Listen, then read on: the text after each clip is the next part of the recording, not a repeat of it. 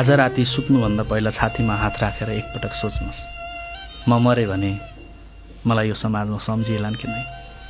म मरे भने मेरो मृत्यु पछाडि रोलान् कि नै?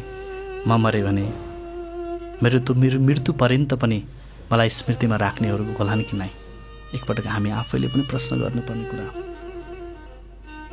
र हामी मृत्यु पर्यन्त पनि अमर हुनका लागि मैले के गर्नु पर्ला, कसो गर्नु पर्ला र मैले कुन कर्म गर्दाखेरि म हरेक लोकमा मृत्यु पर्यन्त पनि अमर हुँला भन्ने चाहिँ सोच्नुपर्छ। फेरि यो भन्दै गर्दा एक खालको मान्छे यस्तो छ अनिजी, आदर्शका कुरा हुन्, मृत्यु पछाडि सम्झियोस् नसम्झियोस् के मतलब भन्छ नि मान्छेले। अहिले भन्नेहरू पनि तपाईँ हामीले भेटाउँछौँ, ठुला ठुला कुरा हुने यो भन्छ, तर त्यस्तो चाहिँ होइन क्या।